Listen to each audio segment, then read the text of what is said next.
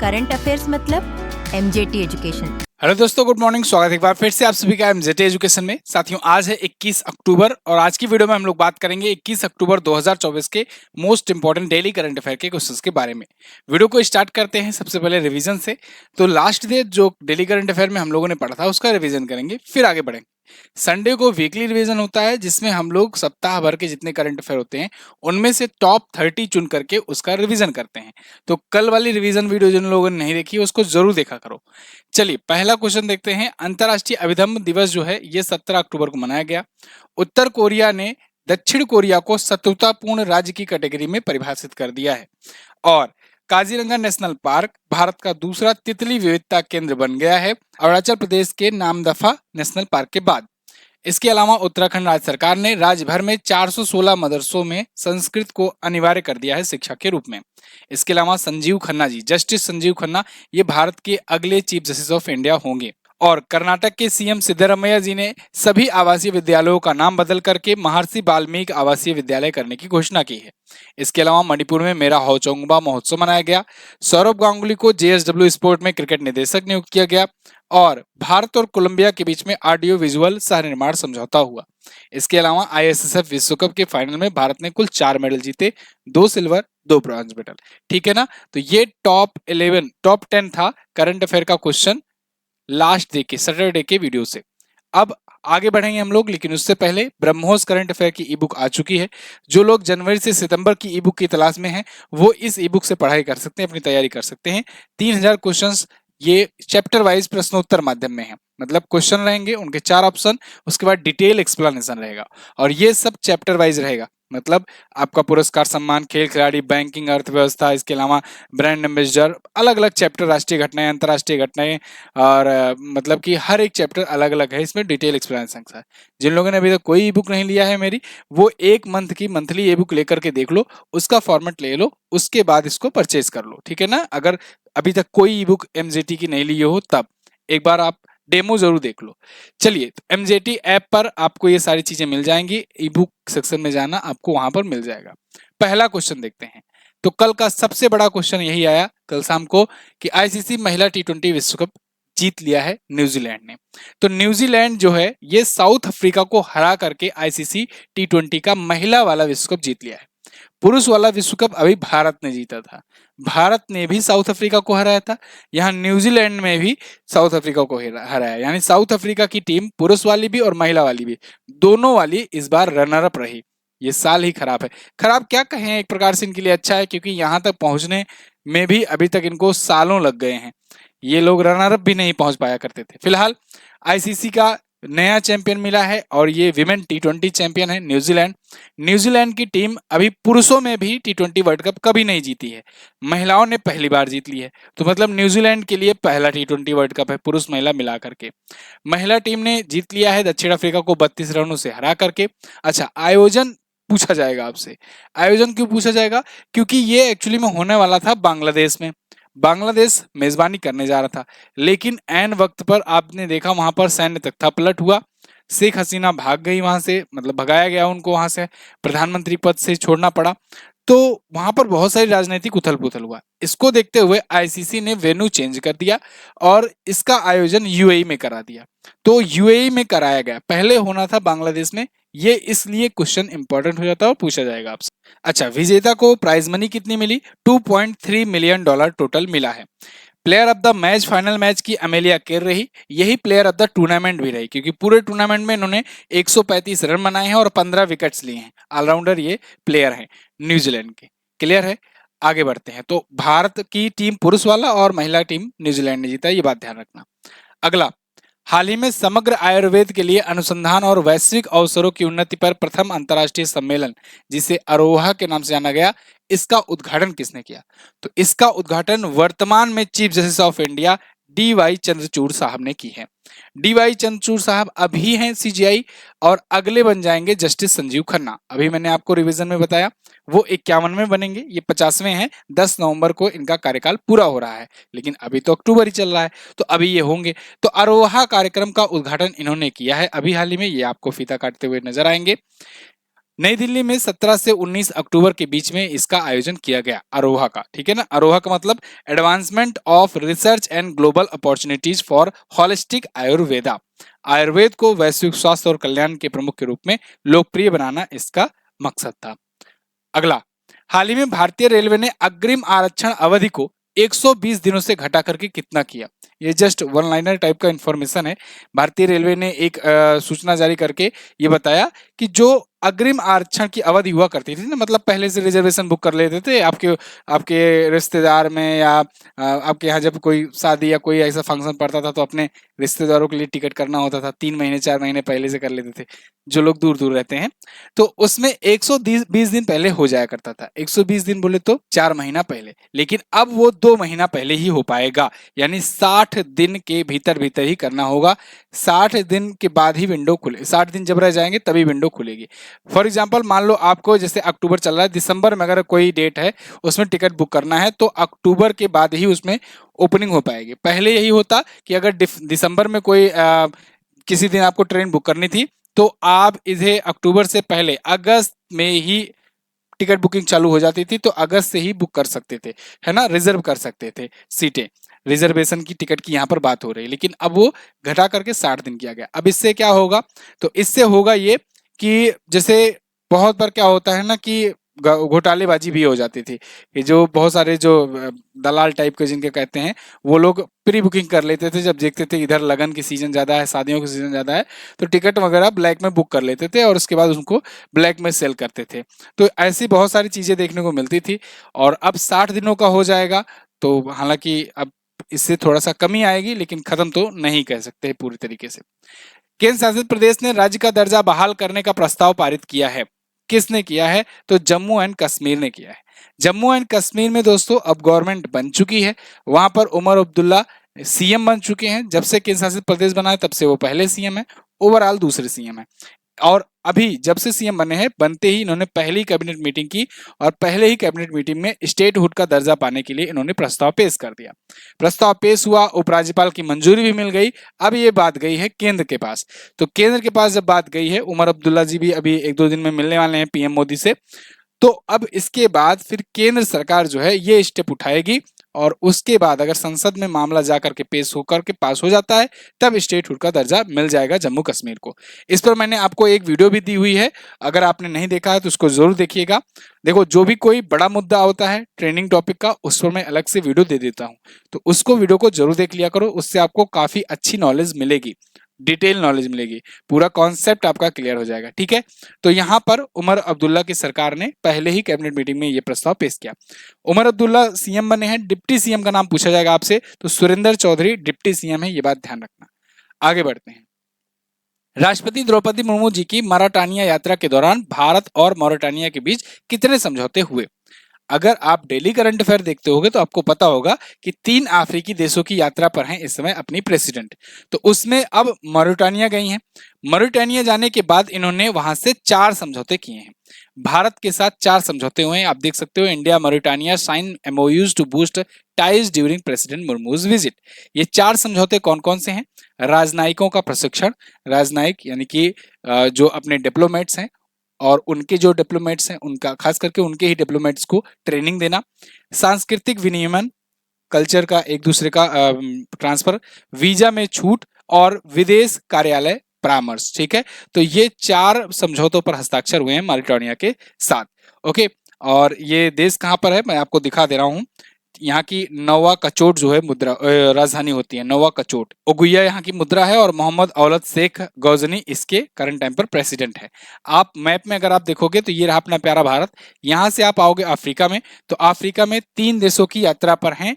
सबसे पहले अल्जीरिया गई, फिर उसके बाद मॉरिटानिया गई और अब यहाँ पर मलावी जाएंगी। मलावी आपको यहाँ पर दिखेगा, यहाँ पर जाने वाली हैं अब इसके बाद, ठीक है ना। तो अभी मॉरिटानिया पर हैं।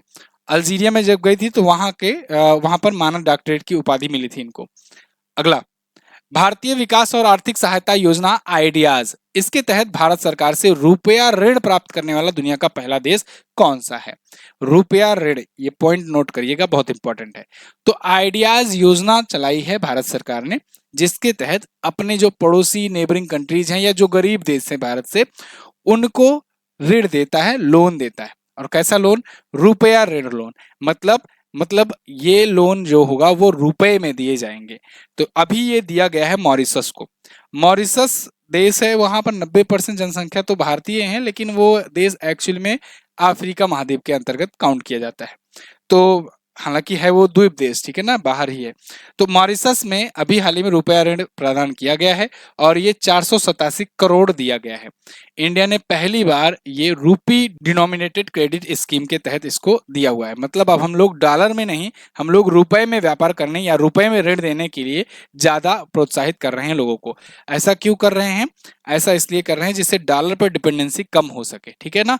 क्योंकि आपने रसिया यूक्रेन के टाइम पर देख लिया अच्छे से कि डॉलर पर डिपेंडेंसी का क्या अंजाम होता है।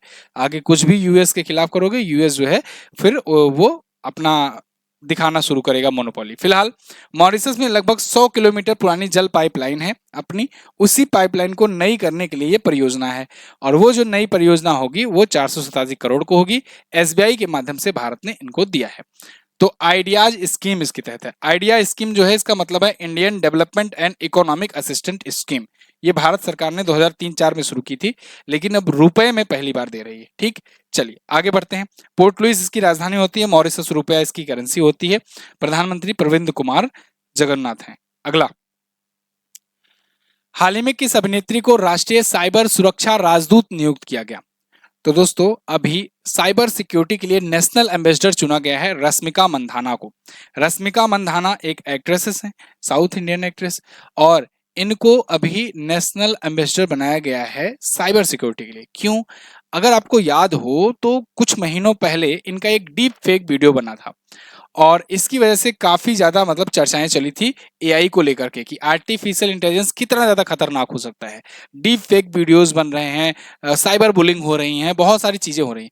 तो इन सब के प्रति इन्होंने अवेयरनेस फैलाने की सोची कि ये तो चलो खैर हमारे साथ हो गया और अब तो हम मेच्योर हो सके हैं, लेकिन अगर कोई ऐसी लड़की के साथ, कोई और ऐसे व्यक्ति के साथ हुआ जो अभी टीन एज में है, अभी युवा है, तो वो लोग अपने आप को हो सकता है कंट्रोल ना कर पाए, साइबर बुलिंग हो उनके साथ, सुसाइड वगैरह के अटेम्प्ट हो जाए, बहुत सारी चीजें हो सकती हैं। इसके लिए अवेयरनेस फैलाना जरूरी है। इसीलिए इन्होंने ये मुहिम शुरू की और भारत सरकार भी इनको एम्बेसडर नियुक्त करके और इनकी वो वाली घटना का जिक्र करते हुए, क्योंकि वो पॉपुलर हो गई थी, तो इनको एम्बेसडर नियुक्त कर दिया है। तो भारत की एक सेल है भारतीय साइबर अपराध समन्वय केंद्र, I4C। तो I4C जो है, ये I4C पढ़िएगा, 14C नहीं, I4C। तो I4C जो है ना, I के बाद 4C, तो इसके लिए ये नेशनल एम्बेसडर होंगी। ठीक है, समझ में आई बात। अगला, सुप्रीम कोर्ट ने नागरिकता अधिनियम की धारा 6A के तहत बरकरार रखा है फैसले को, इसका संबंध किस राज्य से है? तो सुप्रीम कोर्ट ने अभी एक डिसीजन लिया आर्टिकल 6A को लेकर के। आर्टिकल 6A असम से संबंधित है। असम में जो बांग्लादेशी अवैध प्रवासी घुसपैठ होती थी उसको लेकर के ये डिसीजन आया था। इस पर भी मैंने आपको डिटेल वीडियो दी हुई है कि धारा 6A क्या है, क्यों ये चर्चे में है, सुप्रीम कोर्ट ने क्यों कहा है कि बांग्लादेशी घुसपैठियों को बाहर करना चाहिए 1971 के बाद से। पूरा मामला अगर अच्छे से समझना है तो ये वीडियो देखना है, ब्रीफ में समझना है, मैं अभी आपको बता दे रहा हूँ ब्रीफ में मोटा मोटा है क्या। एक्चुअली में सुप्रीम कोर्ट ने ये कहा है कि जो पहले 6A धारा जो थी, जिसको लेकर के कुछ लोगों ने सुप्रीम कोर्ट में पिटीशन दायर की थी कि ये इलीगल है, इसको हटा देना चाहिए, क्योंकि इस धारा 6A ये कहती थी कि 1971 में 25 मार्च के बाद से आए हुए आज तक जितने भी बांग्लादेशी हैं वो सब अवैध हैं और उनको यहाँ से जाना चाहिए। ये तो था धारा 6A के तहत। और इसमें यह भी कहा गया था कि इससे पहले 1966 से लेकर के 1971 के 24 मार्च तक जितने लोग आए हुए हैं उनको नागरिकता दे देनी चाहिए। तो इस फैसले को चुनौती देने के लिए बहुत सारे लोगों ने सुप्रीम कोर्ट में पिटीशन दायर की थी, लेकिन सुप्रीम कोर्ट ने अपना वर्डिक्ट सुनाते हुए ये बताया कि ये बिल्कुल लीगल है, कोई भी इसमें गड़बड़ी नहीं है, ये वैध है, लीगल है और ये लागू रहेगी। और इसके तहत 1966 से 1971 के बीच में जो लोग आए हुए हैं उनको नागरिकता मिलेगी। बशर्ते वो वोट नहीं कर पाएंगे अगले 10 साल तक। जब रजिस्ट्रेशन कराएंगे तब रजिस्ट्रेशन करा करके वो नागरिकता प्राप्त कर सकते हैं।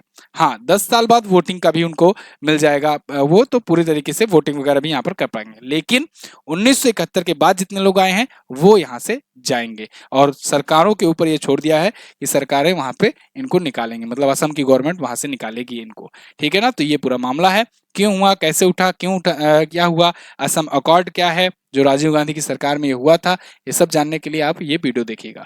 अगला, असम के बारे में। अच्छा, उस दिन एक छोटा सा मिस्टेक हो गया था असम में, क्योंकि ये पुराना पेज लग गया था, एक्चुअली में कभी कभी हो जाता है, पुरानी पीपीटी लग जाती है, तो इसमें ये जो राज्य वाला पेज था वो पुराना लग गया था, तो उसमें जो गवर्नर का नाम था वो पुराने वाले लग गए थे, लेकिन अब लक्ष्मण प्रसाद आचार्य हो गए हैं, ये बात ध्यान रखना, गुलाब चंद कटारिया नहीं है। अगला, ऑनलाइन घोटालों से निपटने के लिए भारत सरकार और मेटा के द्वारा कौन सा अभियान शुरू किया गया। मेटा तो आप जानते हो ना, फेसबुक की पेरेंट कंपनी है वही है मेटा। तो ऑनलाइन घोटालों से निपटने के लिए भारत सरकार और मेटा ने अभी स्कैम से बचो अभियान शुरू किया।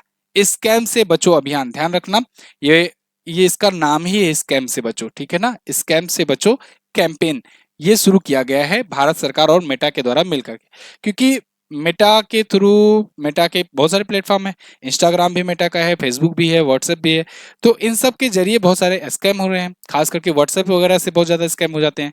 तो मेटा के साथ ही क्यों ना टाई अप करके इसके प्रति अवेयरनेस फैलाई जाए, ये भारत सरकार ने सोचा, और भारत की जो इलेक्ट्रॉनिक और सूचना प्रौद्योगिकी मंत्रालय है, गृह मंत्रालय है, सूचना और प्रसारण मंत्रालय है, भारतीय साइबर अपराध समन्वयन केंद्र यानी IFORC है, जिसके बारे में अभी हम लोगों ने बात किया, ये सब मिल करके ये स्कैम से बचो अभियान शुरू किए हैं और अवेयरनेस फैला रहे हैं कि जिससे साइबर धोखाधड़ी ना हो सके। अगला, हाल ही में किस केंद्रीय मंत्री ने भारत के पहले स्व संचालित वायु गुणवत्ता परीक्षण केंद्र का अनावरण किया। तो भारत के अभी केंद्रीय मंत्री हैं डॉक्टर जितेंद्र सिंह जी, इन्होंने भारत का पहला ऑटोमेटिक वायु गुणवत्ता परीक्षण केंद्र यानी कि ऑटोमेटिक एयर क्वालिटी टेस्टिंग केंद्र सेंटर ये खोला है। खुद ही लोग वहां पर चेक कर पाएंगे कि एयर की क्वालिटी क्या चल रही है। जैसे दिल्ली वगैरह में ना अभी देखो फिर से शुरू हो गया, दिवाली आने वाली है ना, इन लोग का सलूफा शुरू हो गया, अरे दिवाली दिल्ली में बहुत प्रदूषण है, यमुना गंदी हो रही है, यहाँ फॉगिंग हो रहा है, सब कुछ ये सब अभी दिवाली तक खूब प्रोपेगेंडा चलेगा, कि उसके बाद बड़े सारे सेलिब्रिटी आ जाएंगे बॉलीवुड या इधर उधर के आ जाएंगे कि अरे पटाखे ग्रीन वाले जलाओ, ये न जलाओ वो न जलाओ, अवेयरनेस खूब फैलाएंगे। और वहीं जैसे ही कोई इलेक्शन का रिजल्ट आता है, चुनाव जीतती कोई पार्टी, वही पार्टी जो ये अवेयरनेस फैला रही होती है वही खूब पटाखे दगाएंगे, उसमें वायु प्रदूषण नहीं होता, बस दिवाली में इनको वायु प्रदूषण दिखेगा। खैर, मैं तो यही कहूंगा सब लोग फोड़ो, कोई दिक्कत नहीं है, 2 दिन से जब वैसे ही गंदी है पहले से ही, तो 2 दिन में और क्या हो जाएगा। तिरुवनंतपुरम अंतर्राष्ट्रीय हवाई अड्डे पर यहाँ पर ये उद्घाटन किया गया, पवन चित्रा नाम रखा गया है इसका, ठीक है। हाल ही में किस राज्य की विधानसभा ने वक्फ संशोधन विधेयक के खिलाफ प्रस्ताव पारित किया है। तो दोस्तों अभी हाल ही में केरल सरकार ने वक्फ बोर्ड संशोधन विधेयक के खिलाफ प्रस्ताव पारित किया है। देखो, वक्फ संशोधन विधेयक ये आने वाला था, मतलब बिल लाया गया था संसद में, और बिल लाने के बाद इस पर एक JPC का गठन हुआ है, ज्वाइंट पार्लियामेंट्री कमेटी का गठन हुआ है, और ये 31 सदस्यीय कमेटी गठित की गई है। इस पर अभी चर्चा चल रही है, बातचीत चल रही है, लेकिन उससे पहले यहाँ पर केरल सरकार ने इसको अपोज करने के लिए अपनी विधानसभा में बिल पेश कर दिया है कि हम इसके खिलाफ हैं, मतलब ये संशोधन बिल नहीं आना चाहिए, वक्फ संशोधन बिल, ठीक है। तो वक्फ एक समवर्ती सूची का विषय है, इन्होंने ये तर्क दिया है इसके प्रति, और यहाँ पर केरल के जो अल्पसंख्यक कल्याण, खेल, वक्फ और हज तीर्थ यात्रा मंत्री हैं अब्दुल रहमान, इन्होंने नियम 118 के तहत ये से लाया हुआ है। अगस्त में लोकसभा में ये पेश किया गया था। रेलवे और रक्षा मंत्रालय के बाद तीसरी सबसे बड़े भूस्वामिक के रूप में वक्फ बोर्ड जाना जाता है। इस पर भी मैंने डिटेल वीडियो दी हुई है, लगभग 3 से 4 वीडियो दी हुई हैं, आप कोई भी एक देखोगे तो आपको मोटा मोटा समझ में आ जाएगा वक्फ संशोधन बिल है क्या। तो इसमें ये बताया गया है कि 30 वक्फ बोर्ड है पूरे इंडिया में, अलग अलग राज्यों के राज्य स्पेशल वक्फ बोर्ड होते हैं, और एक केंद्रीय वक्फ बोर्ड है। 9 लाख एकड़ से ज्यादा की भूमि का प्रबंधन ये करते हैं पूरे ऑल ओवर इंडिया, और रेलवे और रक्षा मंत्रालय मतलब सेना दोनों के बाद सबसे ज्यादा जो जमीन है वो वक्फ बोर्ड के पास है। इसी में संशोधन लाने के लिए कुछ चीजें, कुछ पॉइंट को संशोधित करने के लिए सरकार बिल लाई थी लोकसभा में, अभी वो JPC के पास है और JPC उस पर विचार विमर्श कर रही है। जब JPC की रिपोर्ट आएगी उसके बाद उसमें जो भी सुधार करने होंगे वो सुधार किया जाएगा, फिर ये बिल लाया जाएगा दोबारा से, ठीक है। तो फिलहाल ये थी आज की वीडियो। आपको अगर करंट अफेयर डिटेल एनालिसिस के साथ पढ़ना है, चैप्टर वाइज पढ़ना है और पूरा अच्छे से चाहते हो किसी एग्जाम स्पेशल के लिए आप तैयार हो जाओ, तो उसके लिए आप ये संकल्प बैच ज्वाइन कर सकते हो। एक बार जाकर के आप डेमो देखो। योजना परियोजना का डेमो इसमें जो है वो लाइव कर दिया गया है, डेमो आप देख सकते हो। बाकी जो क्लासेस हैं वो तो चल ही रही हैं। जैसे पहले डेमो में क्या था कि मैंने उसमें इंट्रोडक्शन वीडियो में बताया हुआ था सब, तो कुछ लोगों ने डिमांड की सर कोई एक क्लास भी डेमो में डाल दो, तो योजना परियोजना की एक क्लास जो है पार्ट 1 वो डेमो में डाल दी गई है। आप जाकर के फ्री में इसको देख सकते हो और उसके बाद डिसाइड कर सकते हो क्या क्या मिलेगा, क्या क्या उससे नहीं मिलेगा। ये सब आपको डिटेल यहाँ पर भी दी गई है, वहां पर भी आपको अच्छे से समझाया गया है। वैलिडिटी आपकी लाइफ टाइम होने वाली है। ये बैच आप ज्वाइन कर सकते हो और अपनी करंट अफेयर की तैयारी अच्छे से कर सकते हो। एमजेटी ऐप पर ये सारी चीजें मिलेंगी। एनटीपीसी वाले अर्जुन बैच ज्वाइन कर सकते हैं। कल उसकी लास्ट डेट थी फॉर्म फिलिंग की, तो आई होप आपने फिल कर दिया होगा फॉर्म। चलिए, कल मैंने पूछा था आपसे कि किसने शपथ दिलाई है नायाब सिंह सैनी को हरियाणा के मुख्यमंत्री के रूप में, यानी कि सीधा सीधा कहें वहां के राज्यपाल कौन है, तो राज्यपाल हैं बंडारू दत्तात्रेय। औषधि विनियामक प्राधिकरणों को अंतर्राष्ट्रीय सम्मेलन की बैठक कितने वर्षों बाद आयोजित होती है, तो प्रत्येक 2 वर्ष बाद आयोजित होती है। इस बार भारत ने मेजबानी की है। आज आपको क्या बताना है, आज आपको बताना है 17 अक्टूबर को मनाए जाने वाले प्रकट दिवस का संबंध निम्न में से किससे है। अगर आपने पीडीएफ पढ़ी होगी तो उसमें मैंने प्रकट दिवस लिखा था, बोला नहीं था वीडियो में हमने, लेकिन आपको एक्सप्लेन किया था, तो आपको समझ में आ जाएगा मोटा मोटा, ठीक है ना। अगर जो लोग रेगुलर वीडियो देखते हैं उनको अंदाजा भी लग गया होगा मैं किस दिवस की बात कर रहा हूँ। आप बताइएगा कमेंट करके। कोलंबिया देश किस महाद्वीप पर स्थित है। दोनों क्वेश्चंस के बारे में जो भी पता हो डिटेल से एक्सप्लेनेशन के साथ आंसर करने का प्रयास कीजिए। जो लोग डिटेल से एक्सप्लेनेशन करेंगे उनको मैं दूंगा हार्ट।